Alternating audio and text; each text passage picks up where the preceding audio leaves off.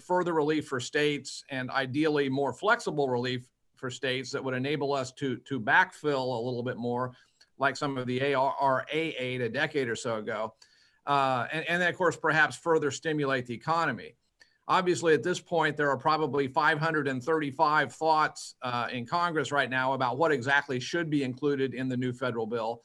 But that's another variable that could be in play soon that could alter the reality that we left the room with on Monday. Before we start to get into some of the specific numbers, one thing to remember is that overall SGF receipts through the end of March had been up by more than $180 million above the November estimate.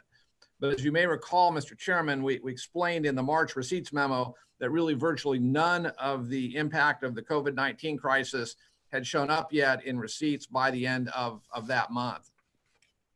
So a great deal of our effort, as you might imagine, involved trying to figure out what exactly the impact was going to be for the final quarter of this fiscal year on the major tax sources.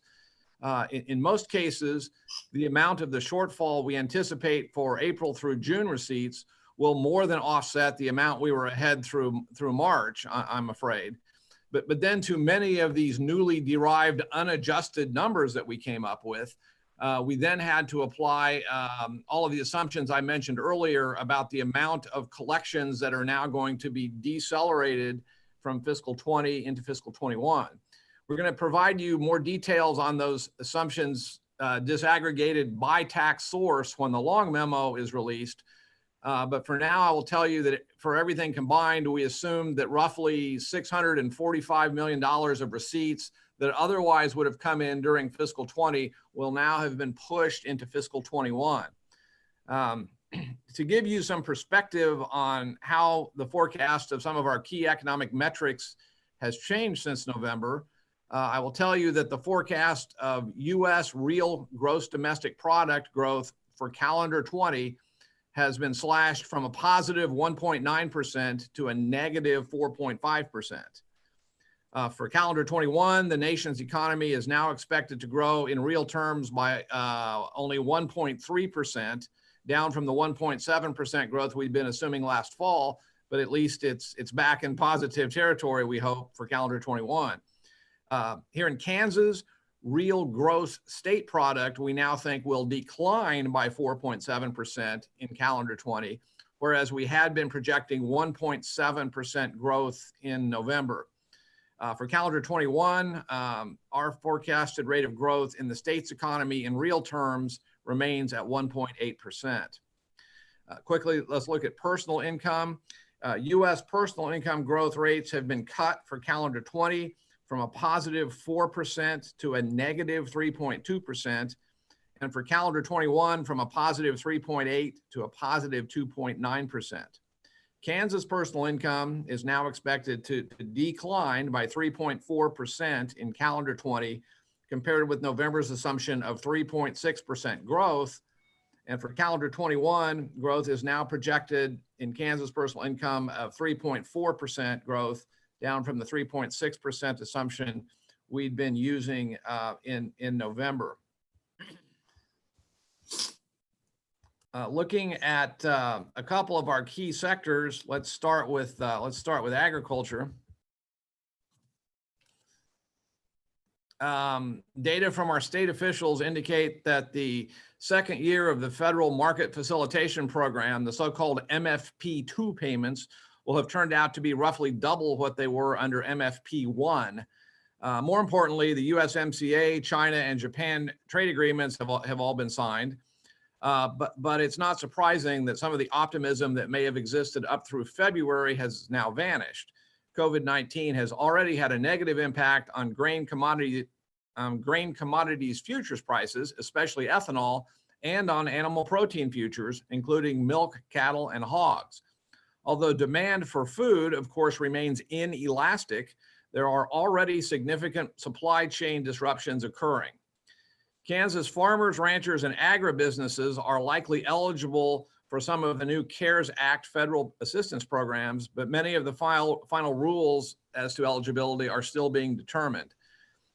Getting H-2A temporary ag workers into Kansas for the growing season and harvest will also potentially be more of a challenge, given a number of new immigration issues and travel restrictions that have now emerged. Turning to the energy sector, it's worthy to note that oil production, which was over 49 million barrels as recently as fiscal 2015, is now expected to be only 26 million barrels by the end of the forecast period. Gas production, which was nearly 300 million MCFs in fiscal 2015, is now expected to be only 135 million MCFs by fiscal 21, as production from the Hugoton field in particular continues to decline. More importantly, the price of oil in particular has collapsed in recent weeks, and the forecasted price through the end of the forecast period has now been lowered significantly since November. At that time, the average price for Kansas taxable crude had been assumed to be $44 a barrel for fiscal 21, has now been lowered to $25 a barrel, which, as you know, Mr. Chairman, is a price level which at this point certainly contemplates a rebound from some of the prices we've been seeing very recently. Tying the price and production discussion back into receipts, I think it's worth noting that severance tax receipts were over $125 million to the general fund in fiscal 2014, but are now expected to be only $7.1 million in fiscal 21. And Mr. Chairman, I listened to some of your remarks earlier when you were visiting with Secretary Garcia. It isn't just that, oh, well, there's only $7 million left of severance tax receipts. The larger concern, of course, for this sector involves the ancillary, the ripple effect, the multiplier effect, especially out in your part of the state, about what the collapse might mean for the industry as it expands into other sectors. So this is serious stuff. I've seen some really bad downturns in the oil and gas markets over the last 34 years. But this tops even what I saw back in 86, 87. This is bad stuff. All right, let's talk a little about the numbers. And I think Amy has emailed out to you the short version of the consensus memo. By far the biggest downward adjustment for the two fiscal years combined came from the individual income tax, where receipts were cut by $915 million through the end of fiscal 21. Each individual year, the result's a little wacky because we pushed a bunch of money, but if you look at the combined cut for fiscal 20 and 21 combined, it's $915 million, which is, you know, the lion's share of the $1.272 billion that overall receipts were cut. And that's in the second paragraph, I think, of the short version of your consensus memo. The result for income taxes, I think, is not surprising when you consider the overall economic contraction and declining personal income levels that I read to you a minute ago. Looking quickly at the sales tax receipts, we ended up cutting them by a cumulative $205 million, with $95 million in the fiscal 20 estimate and $110 in the fiscal 21 estimate. Though I think it's worth noting that we were ahead of the previous fiscal 20 estimate by more than $22 million through March. So we really ended up effectively cutting the estimate for just the final 3 months of the current fiscal year by more than $117 million. So the marble, we think, is really going to roll off the table here over the next few months, as we might imagine. As for the compensating use tax, remember that some of the growth we've been seeing in this source, nearly 12% through March over the previous fiscal year, is attributable to increased compliance by out-of-state retailers with Kansas law in the wake of a 2018 U.S. Supreme Court decision. To the extent that even more consumption may now be shifting online, the rate of use tax growth may well continue to remain strong in the future, but I think it would be even stronger if legislation were to be approved mandating collection from the third-party marketplace facilitators. And Representative Johnson well knows we've had that kind of legislation under consideration by the tax committee a lot the last couple of years. We did raise the current fiscal 20 estimate for use taxes by 15 million, although we'd been up nearly 27 million through March. So we ended up effectively cutting the previous implicit forecast, I guess, for April to June. As I mentioned, when you look at the text of the short memo, I want to encourage you to focus on the bottom line cumulative adjustment for both fiscal years combined, which is really the second paragraph, the $1.272 billion figure. That provides a more meaningful comparison than looking at the changes for each individual fiscal year. And as I mentioned, those were heavily influenced by these delayed payment deadline assumptions we made for individual and corporation income taxes, financial institution privilege taxes, and even some applied to franchise taxes. The final caveats I always make are to remind you that all consensus estimates are based on current law and its current interpretation by the courts. The running tab on one oft discussed court case that we're asked about is now around $63 million if the state were to lose. I would also, I guess, close with the observation that, of course, ongoing uncertainty I'm sorry, I lost my place. Ongoing uncertainty about the future of U.S. health policy, foreign policy, trade policy, and tax policy, not to mention the continued economic disruptions and contractions associated with COVID-19, will likely continue to provide extreme volatility in global and domestic markets. The impact of any such volatility on confidence, as well as consumption and investment decisions by consumers and businesses alike, of course, will be monitored by the consensus group between now and November when we formally reconvene. At this point, Mr. Chairman, I'm happy to answer any questions you might have, but how all this plays out, I know is the next item you have on your docket. That $1.27 billion cut that I mentioned, when you plug that in along with some of the new caseload numbers you've heard about into a new profile, that's going to be next on your agenda. But in the meantime, I'm happy to pause and answer any questions that anyone might have about the consensus revenue estimating process. All right, thank you, Chris, for giving us an update on the numbers that were released on Monday. I won't focus too much on the oil industry. Obviously, on the same day that you released these numbers, for the first time in history, oil was trading at a negative number. Yes, sir. At one point, the NYMEX price was negative 57. And I mean, it's rebounded a little bit, but actually when we broke for lunch, I was watching the markets in regards to the Kansas common price, and it was down another $3.75 at that point to where the price for Kansas common barrel is $6.75. So there's going to be impacts in regards to that particular industry as well. And I know when forecasting that, we're trying to look at and see exactly how it might rebound and come back to it. When these numbers were put together, obviously, we still are in a stay-at-home order. And when you met, we were in a stay-at-home order, and that's right now it's tentatively to expire on May 1st. Was there any discussion as to when the economy is able to open back up for the state of Kansas?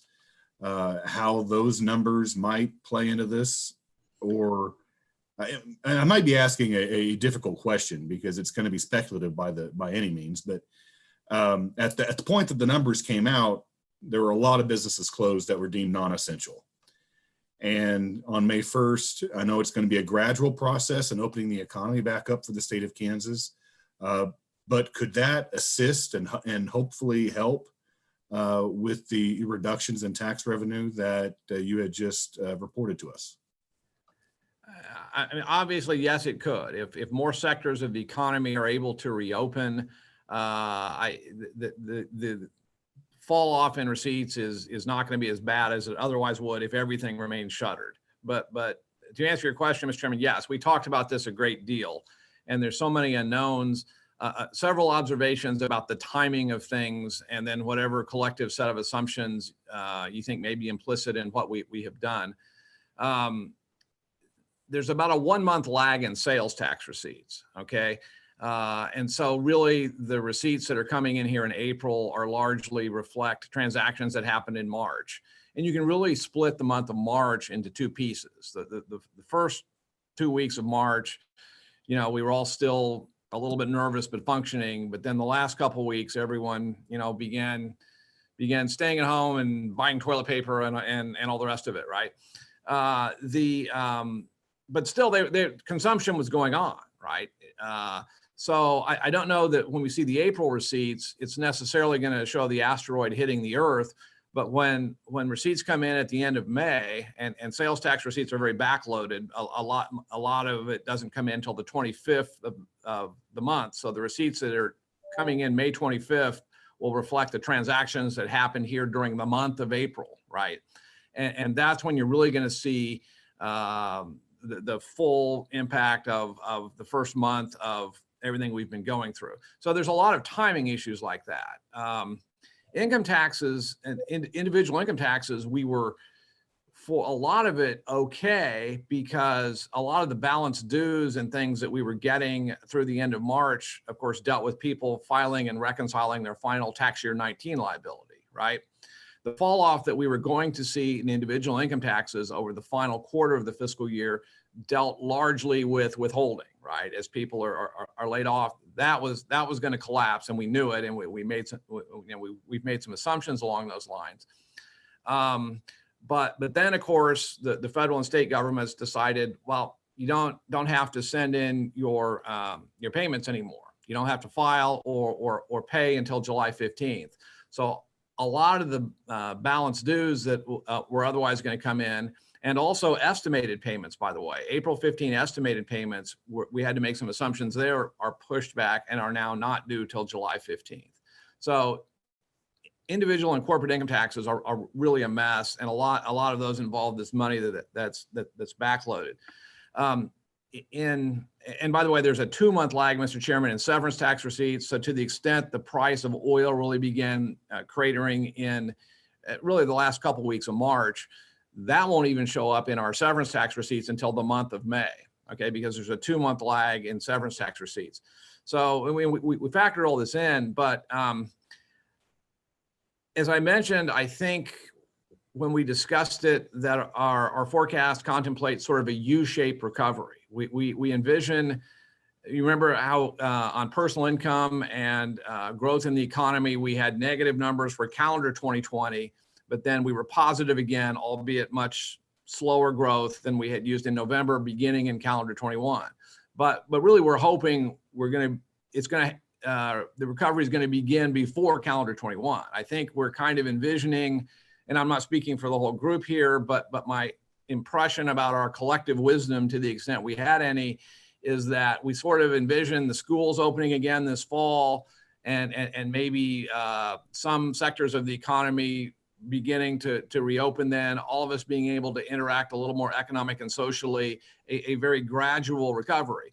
But we've cut the heck out of the numbers here for the final quarter of fiscal 20, and the hope is that sort of by the first quarter of fiscal 21, and you know, if schools are able to reopen and there's some sense of normalcy that has set in a little bit by the fall, we can see maybe the gradual recovery beginning in the third or fourth quarter of this calendar year. That's kind of the way I think we, you know, if you had to twist my arm, I would say we see this going down. But as I mentioned, you know, it's an alphabet soup. Pick your letter of the alphabet, and you can find some pundit online who will give you their own version of how they think the whole recovery might go down. Right. Thank you, Chris. Representative Johnson. Sorry, sometimes the space bar works and sometimes it doesn't. Thank you, Stephen Johnson, 108th District, and Mr. Courtwright, thank you for the overview and the letter explanation. The last one talking about the economy going to the last shape is fairly telling, but I'm glad that we're going to you instead of that one. you mentioned the various scenarios that this is the middle of the bell curve. So given all the assumptions, this is our best guess for where things comes out. And that's very helpful. And I don't know if this is one that is something that can give us some additional guidance, but I would assume our degree of variance, however that's measured, is somewhat greater than other years as we look at all the variables you have to deal with. Can you give us any guidance on that, where the standard deviation, degree of variance, confidence, how we might think of that possibility, recognizing it's to the upside and the downside, to grapple with these numbers? I will tell you personally, my confidence interval in this is lower than it would have been at any point in the preceding 34 years. There's that many variables on the table. I'm just being frank with you. And to try and quantify it in my mind, it may not be possible. If I would normally expect, for example, that variance might be 250 to 300 million either way in an average year, am I looking at double that potentially? I would think so. Yes, sir. Okay. Thank you. Thank you, Mr. Chair. Committee, are there any other questions for Chris in regards to the new consensus revenue estimate numbers? Not seeing anybody raise their hand. You know, one thing that they were also talking about the news when we broke for lunch was they were talking about some of the Kansans that haven't received their stimulus money as of yet. And it's going to be up to the discretion of the individual on how they want to use those funds that they're receiving from the federal government if they qualify. Was that stimulus money factored in as possible, you know, retail sales, or how was it ever speculated on how that money that be coming in the stimulus money would be spent? We talked about it and discussed it was going to be used by a lot of people to backfill and you know, pay their bills and these kinds of things, given the number of people, the staggering number of people who are without paychecks. We think it will help stop the sales tax receipts from being even worse than it otherwise is going to be in the coming months. I will tell you one thing we do know about the stimulus payments from the federal government. They are in fact exempt from both federal and state income taxes, unlike the UI benefits. Okay. Any other further questions for Chris? I would think you'd had a lot more questions this afternoon, but. All right, I'm not seeing any. So Chris, thank you for giving us an update on the consensus revenue estimate numbers. And we'll just see how what the future holds. Thank you. All right, we'll go ahead and we'll have a discussion on the current profile with the new consensus revenue estimate numbers. And so I will turn it over to JG Scott. JG. Thank you, Mr. Chairman. I think we're going to try and pull everything that we talked about earlier today together now.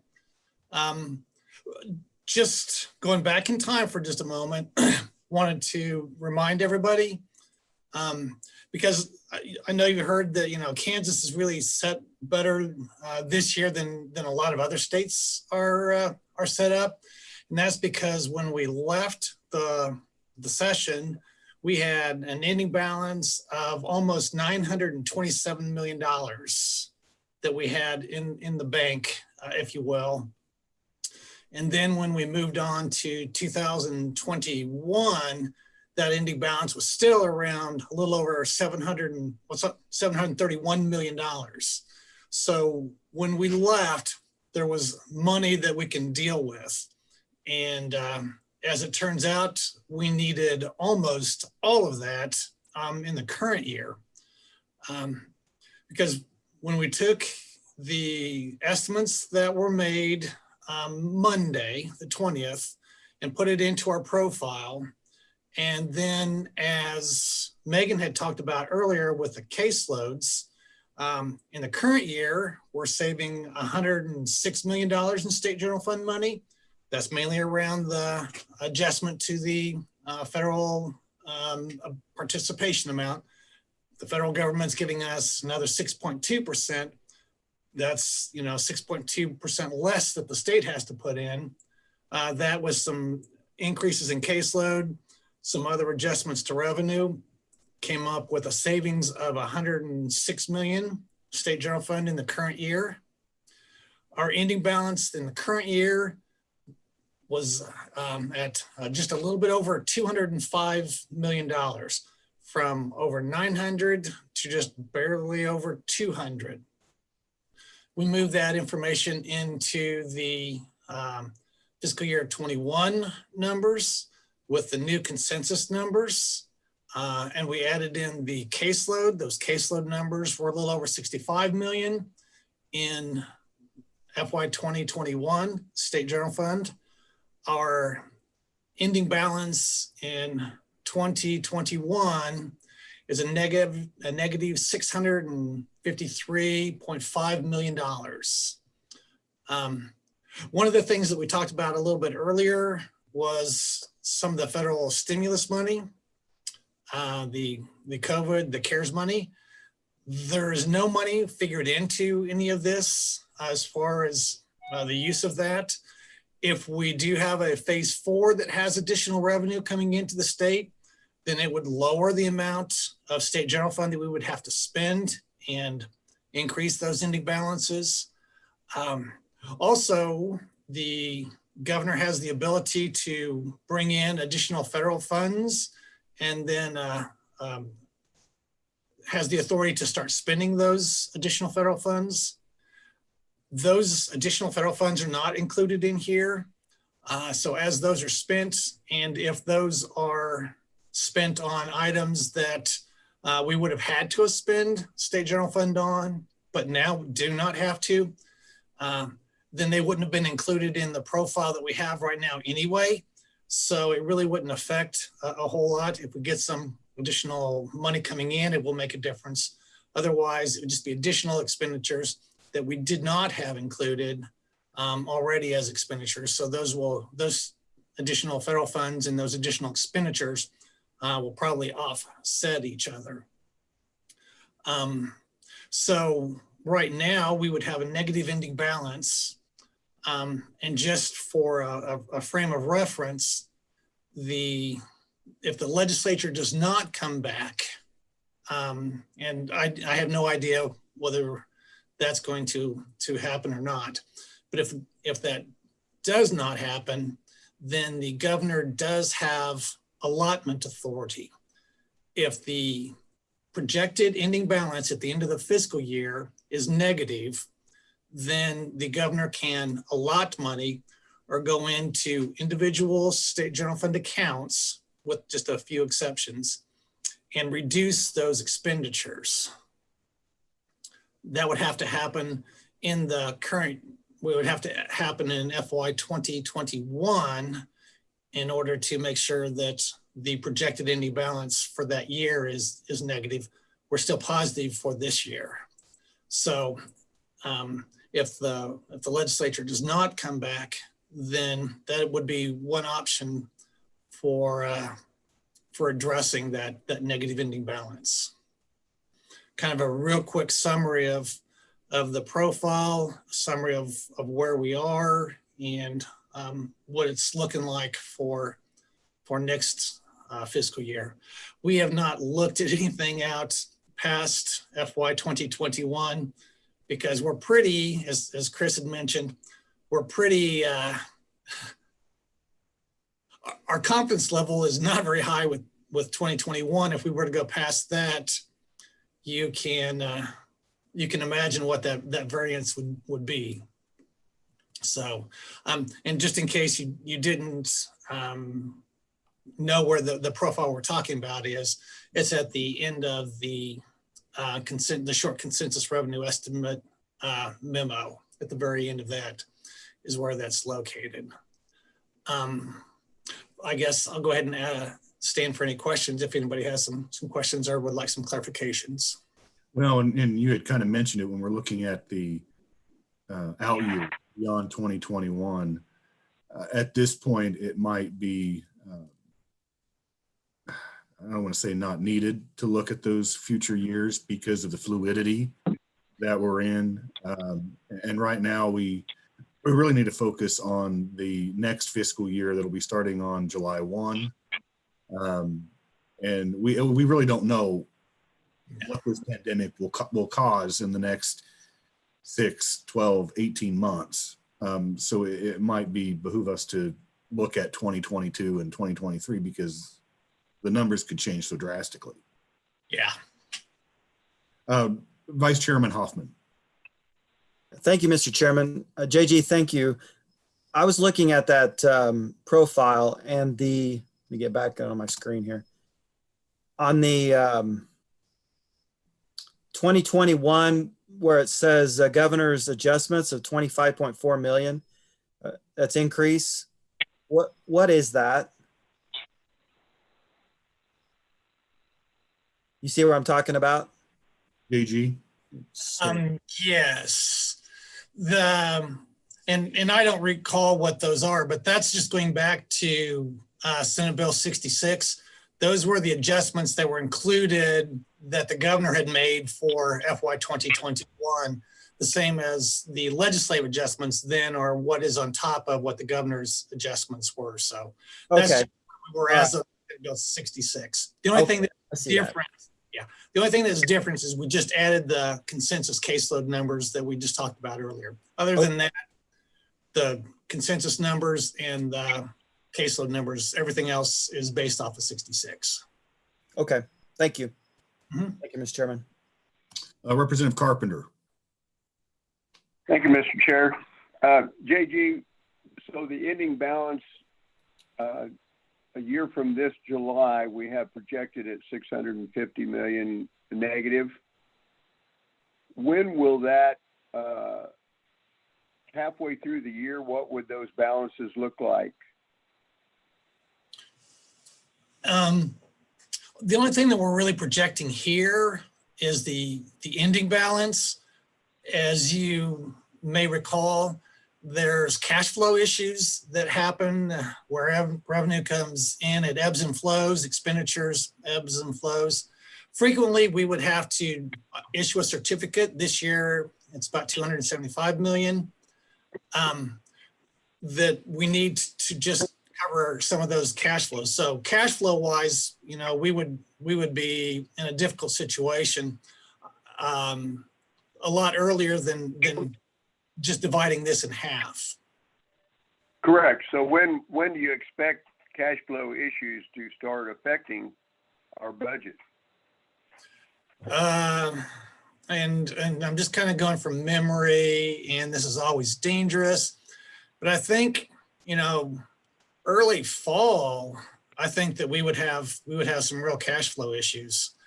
One thing that will help is that, as Chris had mentioned, a lot of the receipts that would be coming in at the end of this fiscal year, in April normally, would be pushed in. So we should be getting some money back early in the fiscal year. But I would say it would be probably early part of fall that we could start having some real cash flow issues.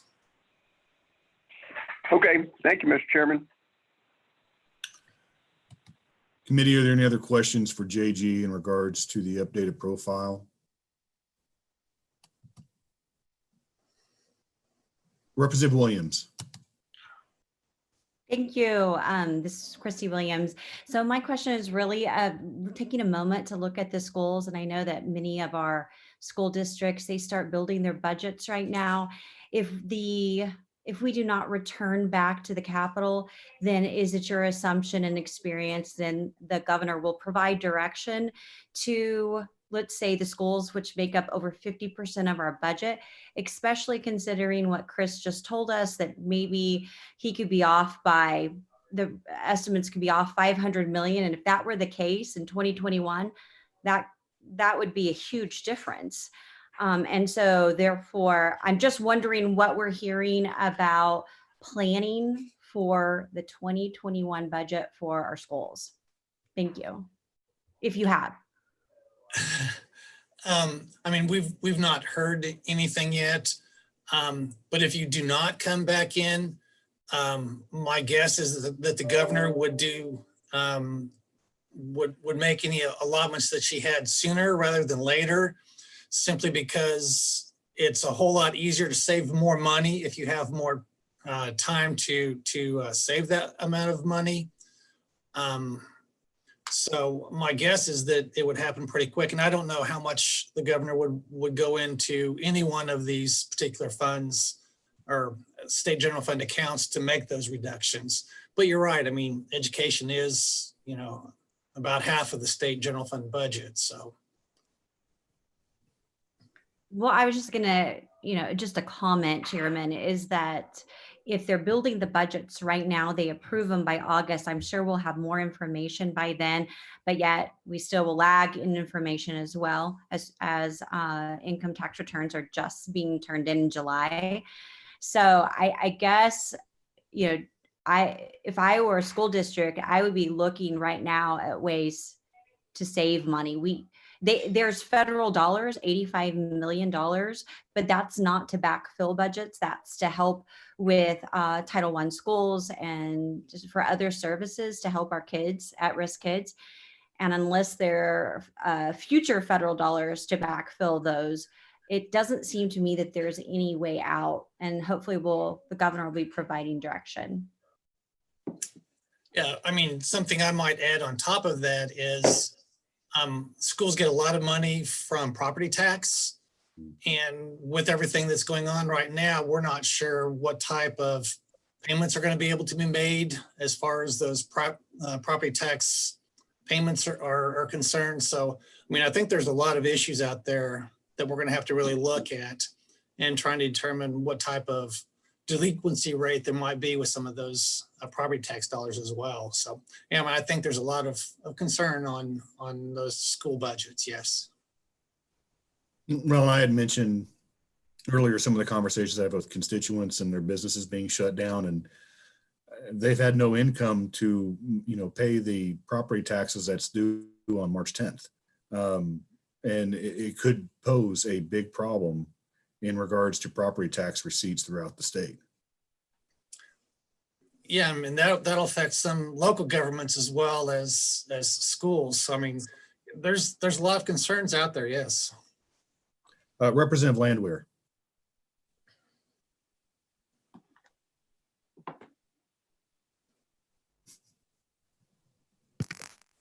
Sorry, I had to find the unmute.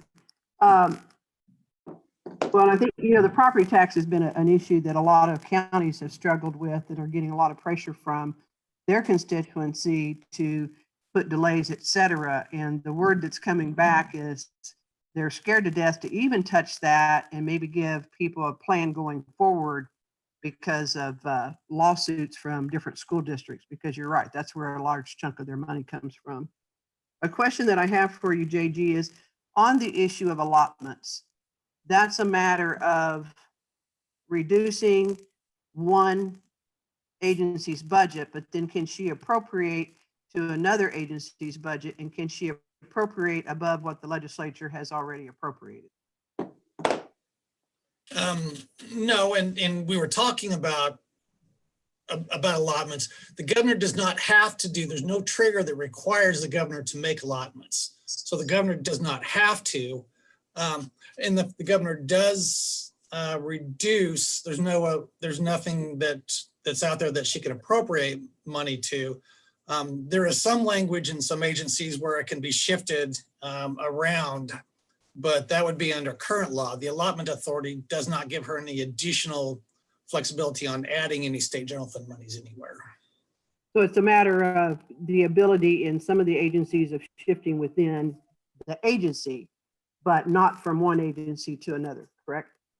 I don't recall of anything that allows them to shift between agencies, but that's just going from memory. We would have to look a little bit deeper to find out if there is that, but the allotment authority doesn't allow her to shift between agencies, anything more than what current law would allow. All right, thank you, JD. Representative Wolfmore. Thank you, Mr. Chair. This is Kathy Wolfmore. I just wanted to go back to the school question. I was listening in on part of the Senate Ways and Means call yesterday meeting, and somebody did bring up, was there any savings accrued by schools because they're not in right now? And the answer was pretty clear that the majority of their costs, the vast, vast majority, are personnel. And so they continue to have to expend those funds obviously right now, and whether or not they go back to school in fall, hopefully they will, they would need to continue to expend those funds for personnel. So it doesn't appear that there'll be a lot of savings in schools. So thought I would pass that along. Thank you, Mr. Chair. Thank you. Any other questions for JG in regards to the new state budget profile? I'm not seeing any, and I don't have any notifications in the chat room. So thank you, JG, for that update. Committee, we'll go ahead and move on to the next item. And actually, it's technically almost the final item on our agenda, with the exception of final comments. And so we're going to have Amy Decker go through an overview of the omnibus items.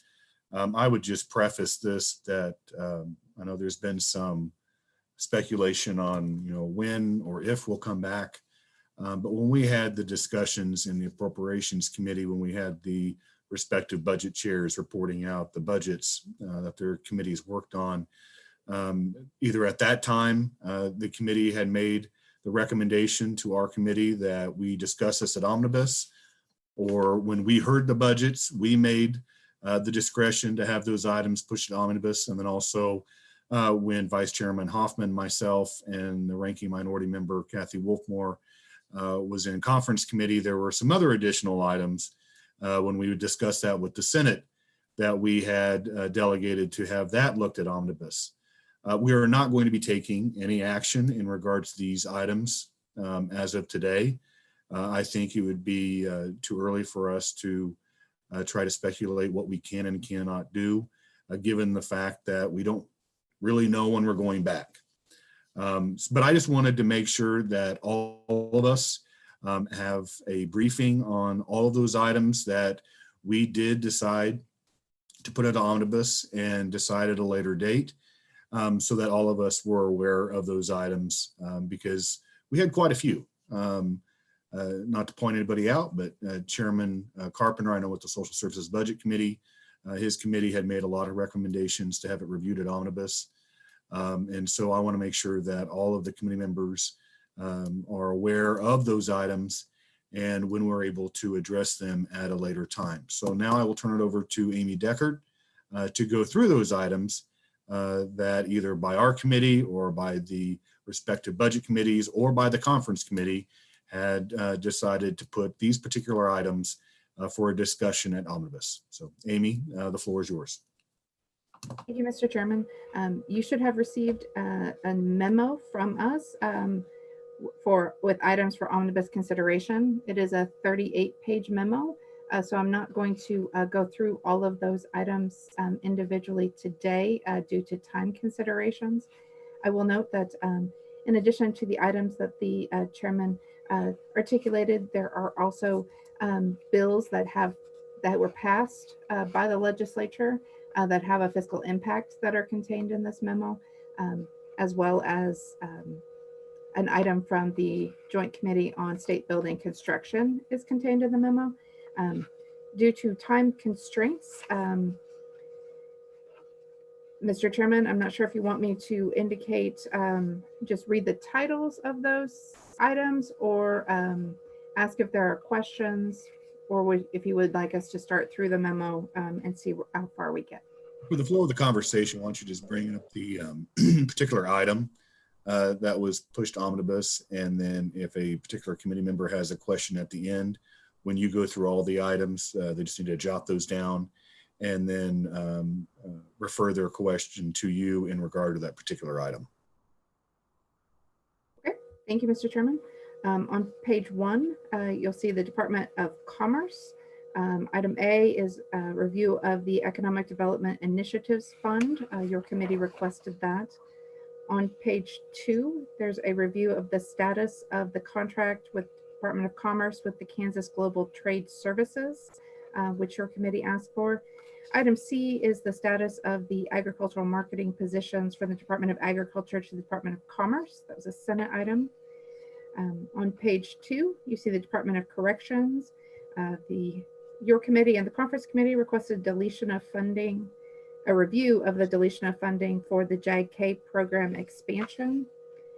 On page 3, you'll see a review of the addition of funding for the unit team counselors at correctional facilities. This was a House committee item. Item C is a Senate committee item, a review of the addition of funding for hepatitis C treatment for inmates within correctional facilities. Item D is on page 4 to appropriate the Improving Criminal Justice Response Domestic Violence Federal Fund. This was a House and Senate committee item. On page 4, you see the Kansas Sentencing Commission. Item A is a review of the potential use of problem gambling and addictions grant fund monies for the agency's substance abuse treatment program. This was a House committee item. On page 5, for the Adjutant General's Department, there was a review requested by the Joint Committee on State Building Construction about the Energy Resilience Enhancement funding under capital improvements. On page 6, for the Kansas Highway Patrol, item A is a review of the possible transfer from the Kansas Highway Fund to the Kansas Highway Patrol for the replacement of law enforcement aircraft for fiscal year 2021. This was both a House and a Senate committee item. Item B was a Senate committee request to review the agency's enhancement request for additional operations and maintenance funding for current and new aircraft for fiscal year 2021. On page 7, item C, a review of the funding source of the agency's enhancement request for additional aircraft by the Senate committee. Also on page 7 is the Kansas Department for Transportation, a review of the possible addition of language to transfer up to $50 million from the State General Fund to the State Highway Fund in fiscal year 2020. On page 8, a review of possible transfer of up to $50 million from the State General Fund to the State Highway Fund, also a Senate committee item. Item C is a conference committee item, which is the review of the possible transfer of an additional $25 million from the State General Fund to the State Highway Fund for fiscal year 2021. Item D is House Sub for SB 173, the Eisenhower Legacy Transportation Program, which was signed into law. That item continues on to page 9. On page 10, for the Kansas Department of Health and Environment Division of Health, item A is a review of the deletion of funding for Medicaid expansion by the House Committee. Item B is House Bill 2168, which was signed into law concerning Healthcare Access Improvement Program, or HCAP. Item C is the Human Service Consensus Caseload, which you've already heard detailed today. That continues on page 11, 12, and 13, and 14. So on page 15, you see the Kansas Department for Aging and Disability Services. Item A is a review of the nursing facility reimbursement rates requested by the House Committee. Item B is a review of the Medicaid Home and Community-Based Services for Intellectual and Developmental Disabilities waiver rate increases requested by the House Committee and the Conference Committee. On page 16, item C is a review of funding for the Medicaid Home and Community-Based Services Technology Assisted Waiver Rate Increase and a report request on the estimated savings by the House Committee. Item D is also by the House Committee. It was a request to review the funding for the Medicaid Home and Community-Based Services Brain Injury Waiver Rate Increase. Item E is a review of funding for the Psychiatric Residential Treatment Facilities, or PRTFs, to increase capacity requested by the House Committee. Item F is a review of funding for the Psychiatric Residential Treatment Facilities Pilot Program at Ember Hope by the House Committee. On page 17, item G is a review of Community Mental Health Centers, CMHC's grant funding requested by the House Committee. Item H was also requested by the House Committee, a review of funding for the Youth Mobile Response and Stabilization Services and 24/7 365 Crisis Hotline. Item I was also requested by the House Committee, a review of funding for suicide prevention services. Item J was also requested by the House Committee. It was a review of funding for respite services for intellectual or developmental disability population. Item K was also requested by the House Committee. It was a report on the Louisiana Medicaid Home and Community-Based Services for Intellectual and Developmental Disabilities waiver. That continues on to page 18 and page 19. On page 19, item L, a review of funding for the Senior Care Act services requested by the Senate Committee. Item M was also requested by the Senate Committee, a review of funding for the Senior Nutrition Services.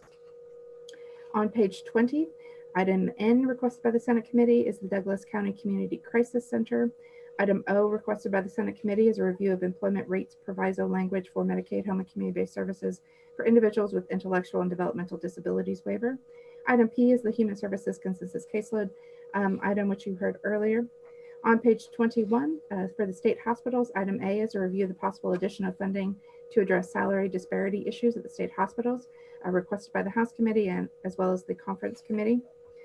On page 22, item B is a review of the plans to remodel the Biddle building at Osawatomie State Hospital, requested by the House Committee.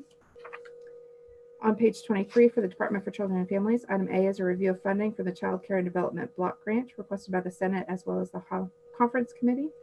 Item B is a review of funding enhanced services for youth 15 years of age and older by the House Committee and the Conference Committee. Item C is a review of adding language requiring the Department for Children and Families to spend $6 million for JAG-K, requested by the House Committee and Conference Committees. Item D is a review of adding language requiring documentation from the Alliance for Boys and Girls Clubs. This was requested by the House Committee as well as the Conference Committee. Item E is a review of setting minimum funding for the Alliance of Boys and Girls Clubs, requested by the Senate Committee as well as the Conference Committee. On page 24, item F is a review of setting minimum funding for the Reading Roadmap, requested by the Senate Committee. Item G is the Human Services Consensus Caseload, which you've already heard. That continues on to page 25. On page 26, the Kansas Guardianship Program. The House and Senate committees both requested to review the agency's enhancement request for funding for base salary increases for agency personnel. The Office of Administrative Hearings, item A, the House Committee requested a review of off-budget funding for contractual services expenditures. For the Judicial Branch, the Senate Committee requested a review of the Judicial Branch's enhancements request for fiscal year 2021. On page 27, item B, the Senate Committee requested a review of the Court-Appointed Special Advocate Program. Also on page 27, you see the Board of Indigent Defense Services. Item A is a review of the agency's supplemental request for salaries and wages increases for certain offices. Both the House Committee and Senate Committee requested a review of this item. Item B was requested by the Senate Committee, a review of fiscal year 20 and 21 assigned council expenditures. On page 28 for the Attorney General, the Senate Committee requested to review the request for additional information regarding youth suicide prevention coordinator positions at the Office of the Attorney General. On page 29, item B, the Senate Committee requested additional information regarding funds recouped due to Medicaid fraud investigations. On page 30, for the Kansas Bureau of Investigation, item A, the House Committee requested a review of funding for major violent crimes and crimes against children. The House Committee also requested item B for forensic scientist recruitment and retention incentive information. On page 31, for the Department of Agriculture, item A, the Conference Committee requested a review of the possible addition of $100,000 and one FTE position for a water structures engineer. Also on page 31, for the Kansas Department of Health and Environment, Division of Environment, item A is a review of the air quality program. Both the House and Senate committees requested this item. On page 32, for the Department of Education, item A was requested by the House and Conference committees to review the agency's enhancement request for a statewide dyslexia early literacy education coordinator.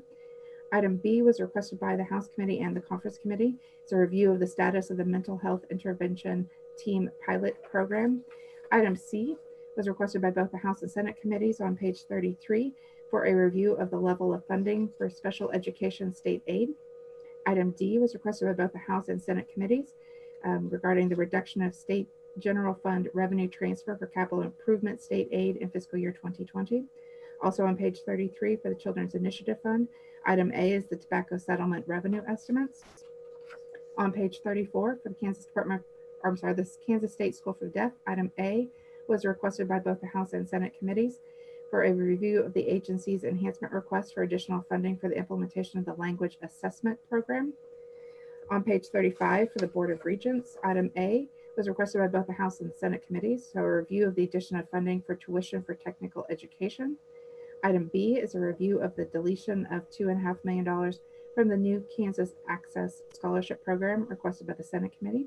Item C was also requested by the Senate Committee to review the addition of $12.3 million to the State Finance Council for salaries for the state universities. Item D was requested by the House Committee regarding the addition of $10 million for salaries for the state universities. On page 36, item E was requested by House committees to review the addition of $195,125 for Washburn University. Item F was requested by the House committee to review the addition of $1.75 million for the 7 technical colleges for capital outlay. Also on page 36, the University of Kansas Medical Center, the House committee requested to review the addition of $250,000 for the Midwest Stem Cell Therapy Center. Also on page 36, Pittsburgh State University, item A, the Senate committee requested to review the addition of $150,000 for dyslexia funding. Also on page 36, the Senate committee requested to review the addition of $5 million for a new program for the Kansas State University. Item B for Kansas State University is to review the addition of $250,000 for the Midwest Institute of Comparative Stem Cell Biology program requested by the House committee. On page 37 for Wichita State University, the Senate committee requested to review the addition of $5 million for a new program. For Fort Hays State University, also on page 37, the Senate committee requested to review the addition of $363,000 for a new program for the military. And Mr. Chairman, on page 38 for the legislature, the House committee requested to review the leadership office budgets. The fiscal team did a lot of work to pull these items together for you, and would be happy to answer any specific questions you may have. All right, thank you, Amy. First question I have is, I know when we're going through these briefly, some were addressed, maybe not in whole, but in part, in Senate Bill 66, the budget bill that we passed before we left. Just for a number, how many number of these items are somewhat addressed in Senate Bill 66? That's a great question, Mr. Chairman. I'm sorry, I don't have a number for you. We could certainly go through and determine how many were resolved. Okay, I was kind of wondering. And then at the same token, of all the items that has been listed here, what is the state general fund impact of the items that have the funding coming from SGF? We do not currently have a total of those items requested, but we could certainly put one together for you. Okay, I just kind of want to know how much, cumulatively putting them all together with just SGF. I know we had the discussion in regards to JAG-K, that money coming from TANF. So I'm just kind of concerned right now of all the items that we had delegated to look at Omnibus. What is the impact to the state general fund? Or potential impact, I guess. We can work on a total for you. Right. Thank you. Let's see. I think I changed my sheet. Representative Carpenter.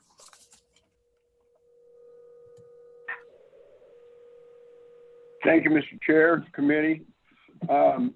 Obviously, I believe we would have written a lot different budget had we have known what we know now in social services. And quite frankly, the omnibus items that we have, I figured were just out the door. I think that'll be chicken feed compared to what we have to cut these budgets. So I just wanted to say that, maybe even to the surprise of the committee, that we wouldn't have written the same budget had we have known what we know now. That's all. And I would agree. I mean, we're going to be, when the time comes that we go back and have to look at whatever type of budget we need to, it most likely looks like almost a potential rescission bill. I just don't see where we can, we'll be able to add any of these items. Well, and even on that subject, cuts, I chaired this committee in 15 and 16 where I wrote negative budgets and zero budgets. So it is possible to identify places to cut without harming as much service as we can. I would agree. Representative Williams. Thank you, Christy Williams. 2 questions for Amy. One is the mental health intervention pilot program. And I'm sure Representative Landwehr already knows the answer to this, but I don't. So in Senate Bill 66, the governor's proviso language was removed. The money remains.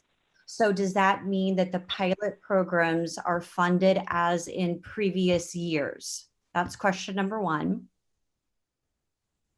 Amy? Thank you, Mr. Chairman. I will defer to John Hess in our office, but what you've indicated is correct. The funding was left in, the proviso language was out. So my understanding would be that it would be dependent upon how the department chooses to proceed with those programs, but I would defer to John. John? Mr. Chairman, John Hess with Legislative Research. Amy's general summation is correct. There is $12.7 million for aid to school districts as part of that pilot program within Senate Bill 66, but there is no proviso language governing that program currently.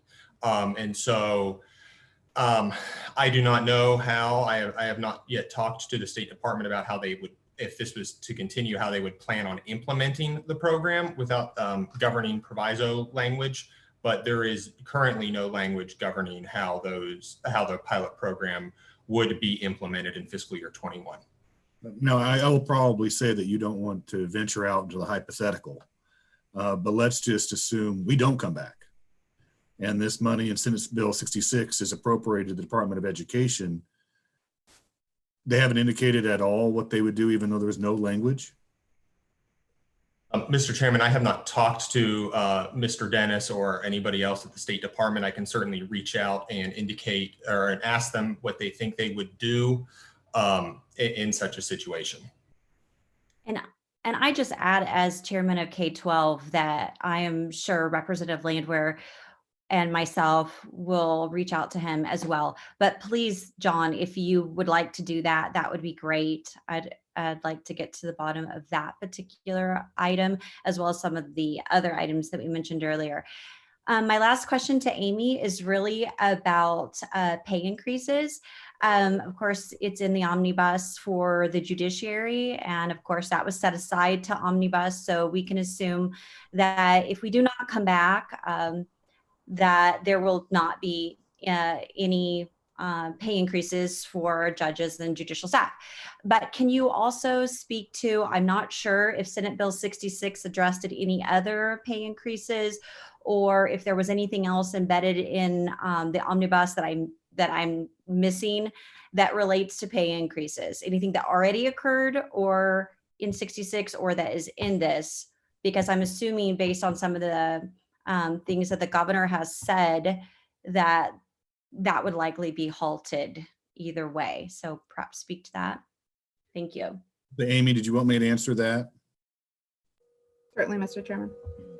When we were having the deliberations in the conference committee with the Senate, it had always been pretty much the House position to hold off all pay increases until we returned to omnibus. There were a couple, namely in the IDD population, for those workers that address the needs of those individuals. There was an increase that was done. That was that was a Senate position. I think it was something that we actually had decided to discuss at omnibus. But for the most part, there were no pay increases beyond just a very minor few that were adjusted in Senate Bill 66. Most of the other pay increases was deferred to be an omnibus topic. Amy, is that correct?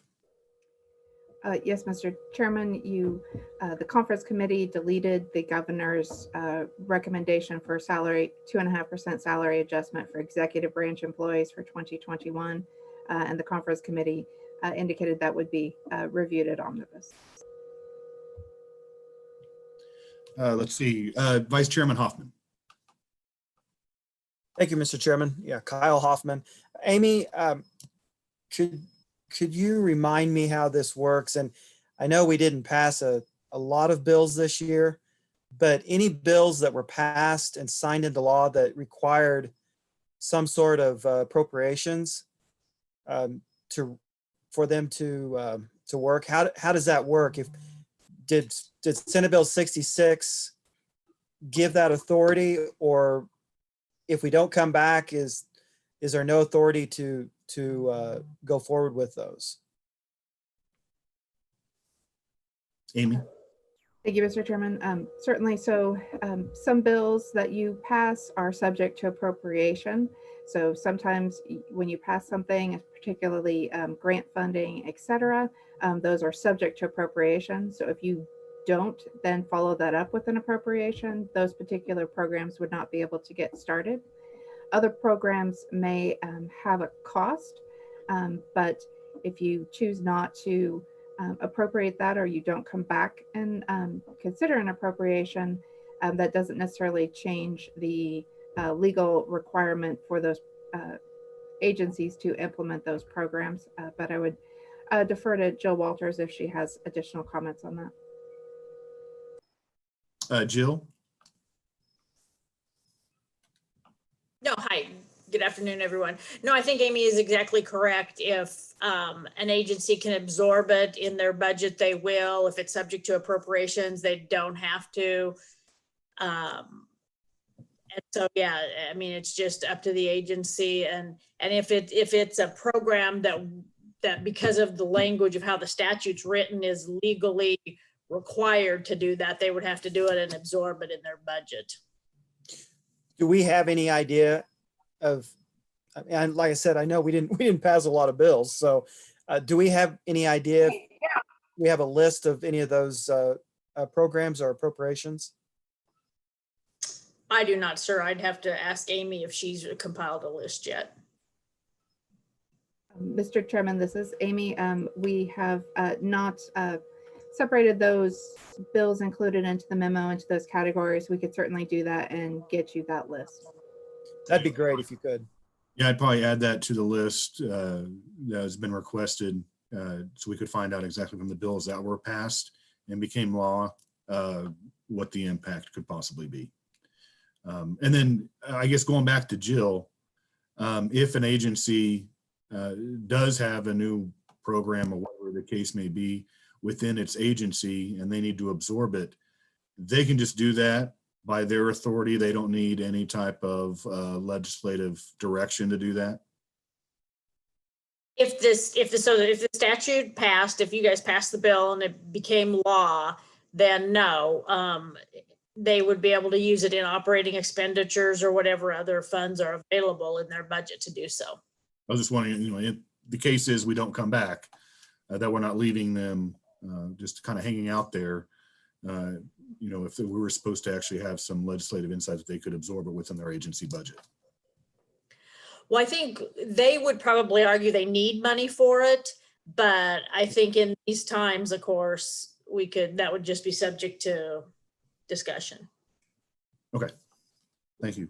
Vice Chairman Hoffman, was that your final question? You're done? Okay. Representative Landwehr. Thank you, Representative Landwehr, 105th. And I don't know whether this will be for Jill or if it will be for John, but it goes back to Representative Williams' question on the mental health intervention team program. With the money left in there, what can or cannot, can it be spent by the Department of Education? Does it just go to them and then they can decide how to spend it, or what? I believe may I speak, sir? Is it okay if I? Yeah. Thank you, sir. I think that's exactly right. The appropriation is there. They have the money. And so that, yes, they could implement the program as they saw fit. And I think John indicated he was going to call them and ask them what they were going to do. Guess what? They've already submitted it to the governor and to a handful of legislators, and that's it. As well as their school districts, it's been sent out to them without any legislative oversight. And this is what I was concerned with, and I'm going to pray that this program does not get destroyed. We have an increase. If you haven't paid attention to any of your mental health folks out there, suicide rates are up in Kansas. Domestic violence is up in Kansas. And this is, out of all the years I've been a legislator, the only program that I have ever seen that has shown a proven, documented success rate. Thank you, Mr. Chairman. Any other questions for either Amy, Jill, or any of the research staff in regard sure. to items that we have an omnibus? Yes, Representative Ballard. Thank you. Wow. I was just listening to Representative Landwehr's comments, and I almost forgot my question. But what I'm concerned about, we asked what happens if we don't meet and we have all of our funding. I'm concerned about PRTF, and because I'm not sure if we were reworking the budget, we would not have tried our best to get this one in, because we are short on psychiatric residential training facilities for young people. We just don't have enough of them. So what happens if we don't meet and we find that there is a dire need, an urgent need for it? Is that something we can pass as soon as we come back in January, or is it just lost until we finish the whole session? Do you understand what I'm asking? Amy, can you answer that? Mr. Chairman, I will give it my best shot. I believe what Representative Ballard is asking is if there's something that comes up, you choose not to come back for this remainder of this session. In years past, you have considered a supplemental appropriation bill that you have in the past passed very early in the session to address those type of funding concerns for the that would be for fiscal year 2021. So in years past, you have considered a supplemental appropriation bill that gets passed prior to the entire budget bill being considered by the legislature. So there would be opportunities to have funding in bills outside of the large appropriation bill. Okay. That answers my question. That answers my question, because I just think it may become more urgent, especially now we're looking at the crisis we're in. And if the situation was bad before, it's going to get worse as we go along. And I just wanted to know, is there what action we would take if we could not come back? But Amy answered my question for me. Thank you very much. Are there any other members of the committee that have any questions for Amy? I'm not seeing any, and I don't see any being requested through chat by Melissa. So I'm going to assume that there aren't any more. So Amy, Jill, and John, thank you for being here and answering some of those questions.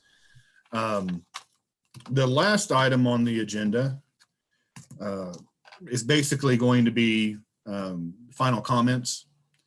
And I'll start with the final comments, and then I'm going to defer actually and have, if he has any comments, Vice Chairman Hoffman, and then also Minority Member Wolfmore, if she has any.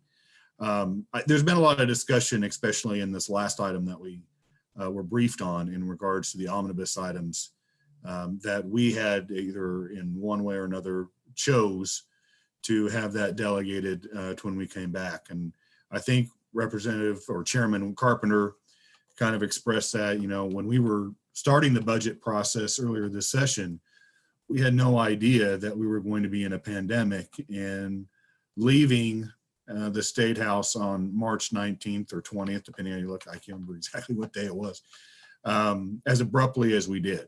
At that point, when this started to percolate throughout the state and the nation, we had decided that it would be best just to pass what we designed as a bare bones budget. And with all the anticipation that we were going to be coming back in April 27th, which would be this next coming Monday, to address some of the items. I don't think any of us speculated that we would have 2 stay-at-home orders and that we would be basically in a more dire situation than when we had left the State House in late middle March. My personal opinion is that we need to come back, but we need to come back when it's safe to go back to the Capitol and address the items for the state of Kansas. My personal feeling is that if we don't, we have done a disservice to the people of the state of Kansas. We need to address some of these items that we needed to discuss. We obviously need to address the particular item that Representative Williams and Representative Landwehr expressed in regards to the mental health pilot program, where the money has been administered, and we need to make sure that the Department of Education is spending the money that we want it to have it be directed to. So there are a lot of items that we need to come back and address for not only the budget, but for the citizens of the state of Kansas. I hope that the LCC, after May 1st, I don't know if there's going to be an extension of the stay-at-home order. I'm hoping that where the elements are at for the state of Kansas, that'll be allowed to expire and we can start integrating the economy of the state of Kansas back into a working fashion. And in a way, try to get to an era of normalcy, and that we're able to come back and address the needs of the state of Kansas. It's going to look completely different than this when this committee started in January. The finances for the state have completely been overturned, and we're going to have a different budget to address when we go back. But I just wanted to commend all of you today for making the time to attend this Zoom conference call and discuss the important items that we will need to address if and when we do come back, which I'm hoping is that will be the earliest possible time, but also for the safety of all the legislators and our staff for us to address the needs of the state of Kansas. I'll now turn it over to Vice Chairman Hoffman for any final comments. Thank you, Mr. Chairman. Kyle Hoffman. I don't really have a lot to add. The only thing I would add is on that mental health pilot program. I would hope that the department really looks at that and does not let that program go to the wayside, even if we aren't able to come back. I think that it was very much the intention that money be used somehow for mental health. And if I just hope that they're listening and understand that was the intention. If we are able to come back, then we can direct it. But hopefully, if we aren't able to come back, that they do the right thing and that money is directed towards a mental health program. Other than that, I agree. There's a lot of issues on that omnibus sheet that I wish that we could have looked at, but I guess we'll see if we're able to come back and we'll be able to look at maybe some of them. And like I say, it's going to be a totally different look in what the budget would look like. So thank you for getting us together. All right. Representative Wolfmore. Thank you, Mr. Chair. The only thing I would add is I'd like to thank all the staff, appropriations staffs, for putting this together. I think this was a very helpful update.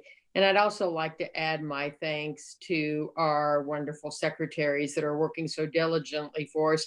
I'd especially like to thank Secretary Delia Garcia for the unimaginable amount of work her and her staff must be putting forth, and to Secretary Lee Norman. I think we probably have the best health and environment secretary in the nation, and I feel very fortunate to have him on board. And thank you all so very much. All right. Actually, I think I may have missed Sutton. Representative Sutton, did you have a question for Amy, or was it for me? Well, and I'm not entirely certain who I should address this question to, but in trying to, Bill Sutton, 43rd District, in trying to keep track of the buckets funding various items, I was confused by the lawsuit filed against the LLC, and not because of the nature of the lawsuit. Irrelevant. Who's paying for what is my question, and where did the I'd start out with that. There are follow-up questions, but who's paying? Is the Attorney General arguing both sides of that case, or how are we working that? I don't know who to really direct that question to. That's why I didn't jump in earlier. I don't know who to ask. My normal go-to is JG, but that would be cheating in this case. That might be a question to follow up on after the call. Okay. And follow up on in that fashion. Because I said I really don't know who to direct that question to. Right.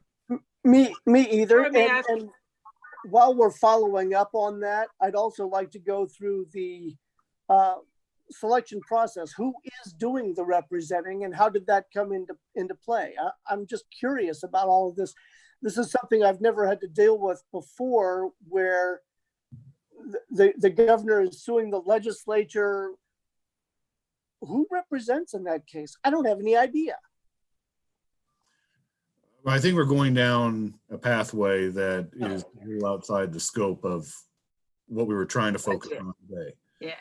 So I would suggest to readdress that question when we're off the call, and ask, probably start with research, and then try to find an answer to all the questions in regard to that particular item. Today, we just wanted to focus on where everything was at in regards to COVID-19, the consensus revenue estimate numbers, if there were any GBAs, and the items that we pushed to Omnibus, and the state profile.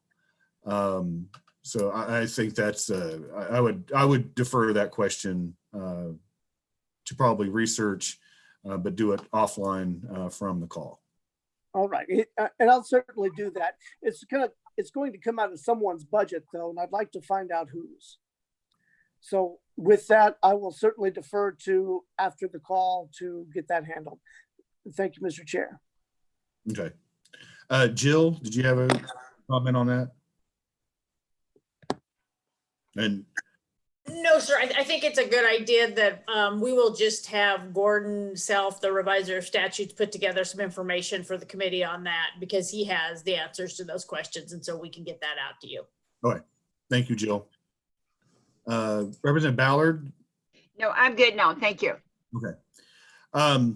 Well, I'm not seeing any other questions or comments in the chat room.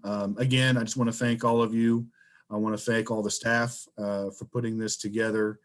This is obviously unprecedented times, and we're obviously all becoming quite, very experienced with Zoom conference calls now. Yes.